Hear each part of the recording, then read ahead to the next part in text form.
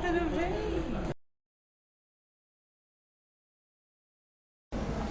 Quando eu me candidatei porque eu me senti impotente, sendo presidente de organização do terceiro setor, para conseguir fazer determinadas coisas que era uma reclamação muito comum. Calçada, transporte, a própria saúde, educação, trabalho. Você quer ver, por exemplo, como que a gente pode exigir que qualquer cidade desse país seja acessível? E isso, a gente tem um decreto federal que exige acessibilidade e já expirou o prazo das edificações públicas e privadas de fazerem acesso. Diariamente eu esbarro em questões que são questões que vêm de Brasília, que são questões federais e que se essas questões não forem transformadas, a gente não consegue transformar aqui.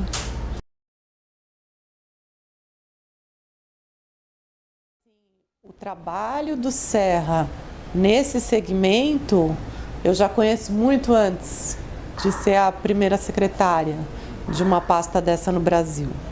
E isso começou porque assim, eu frequento centros de reabilitação em São Paulo desde que eu me acidentei e sempre assisti o desespero das pessoas, por exemplo, para ter uma cadeira de rodas. E foi através dele, quando ele era ministro da Saúde, que se facilitou a distribuição de órteses e próteses, que aí as cadeiras estão incluídas.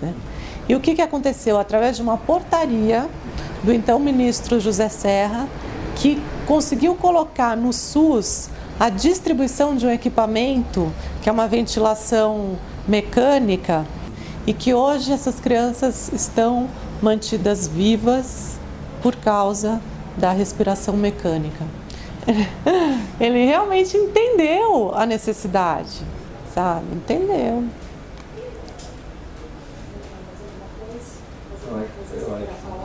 A denominação da secretaria me sugou durante 2 meses para eu poder criar um nome.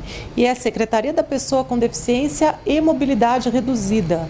Ou seja, diz respeito a quem tem uma deficiência auditiva, visual, física, intelectual e ainda aqueles que têm mobilidade reduzida, como idosos, gestantes, obesos, pessoas com deficiências temporárias, que é o grupo de pessoas que precisa de acessibilidade. A partir da criação da secretaria, muitos projetos que já existiam, muitas iniciativas que já haviam começado com pessoas com deficiência que sempre lutaram, familiares, as organizações do terceiro setor sempre fizeram muito, mas nunca teve um órgão executivo que sinergizasse todas as ações.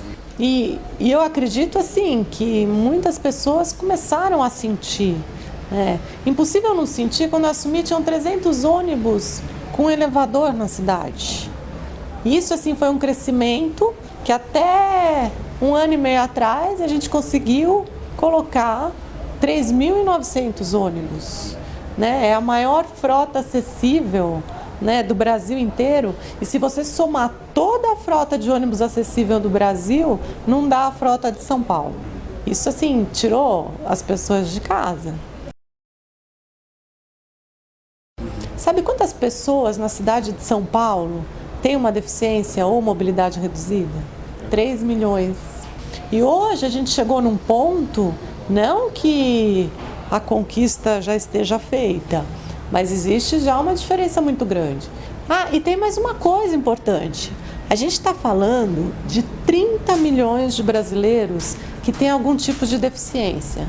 E se a gente levar em consideração dados da Organização Mundial de Saúde, a gente pode afirmar que cada uma dessas pessoas tem no mínimo 2 pessoas ligadas a ela. Ou seja, a gente está falando de 90 milhões de habitantes que têm interesse puro, fundamental e genuíno nessa questão. Então, assim, não é uma minoria, entendeu? Não é muita gente que precisa de acesso. Então, quanto mais equipamento, quanto mais ferramenta você dá para essas pessoas, menos deficiência elas têm. Quem é deficiente é a cidade. É a cidade que não foi preparada para receber todo mundo.